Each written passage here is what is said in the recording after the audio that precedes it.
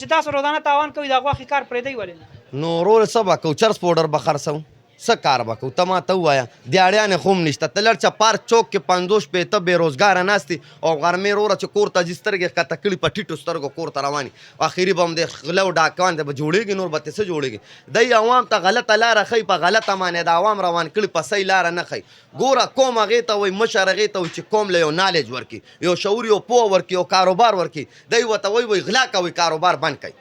نو دی به څه کوي چرس پوډر ورڅې ته وګوره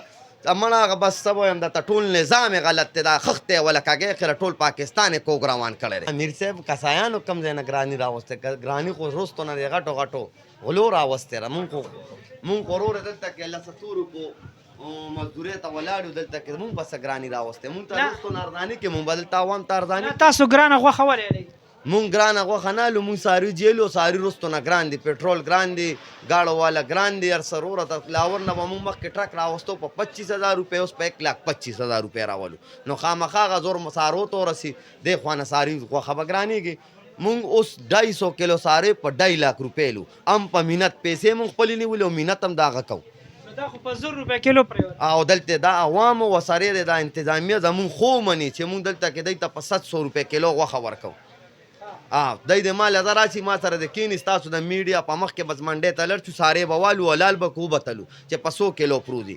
دا خو دی دلته د کلاوې مړه به امیر صاحب دا ما هغه ورځ مو وویل چې دلته کې دی د کلاوې کار کوي ځان پته شاته کیمرې نیولي او بس هسې تصویر وباسي چېرې مونږ کساب باندې چاپ وویل نو په دې څه نه کېږي را میدان ته رسي او په میدان کې عملي کاروایو کې کومې ته چې عملي جامه دی د عملي کاروایو کې بیا به دی ته پته ولګي چې رور ارزاني کم ځای نه ګراني را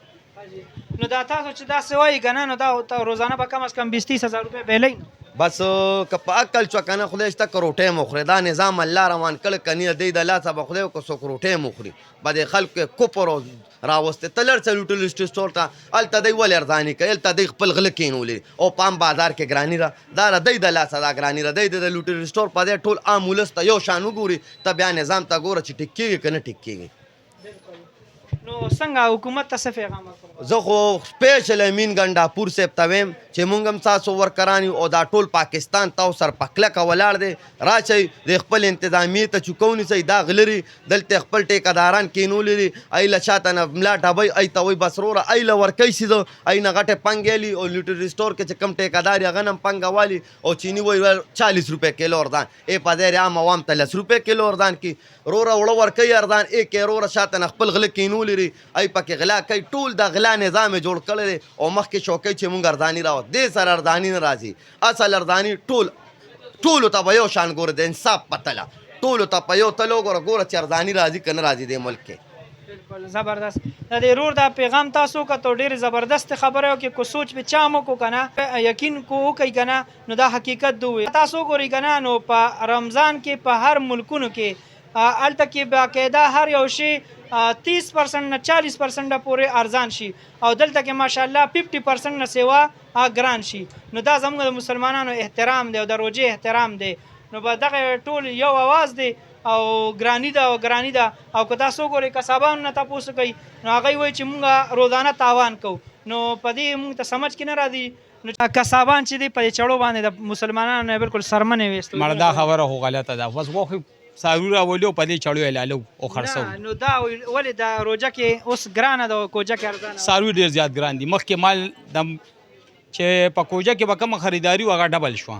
څاروي چې مخکې لکه په 50,000 مثال در کوم هغه څاروي 1,20,000 ته لاړو مال ډېر زیات ګران دی د وجه ټوله دا ده او دا وجه اوس تاسو په 100 کیلو مونږ 700 روپۍ کیلو خرڅوو د میخې غوښه او په 730 باندې ورکوو د غوا غوښه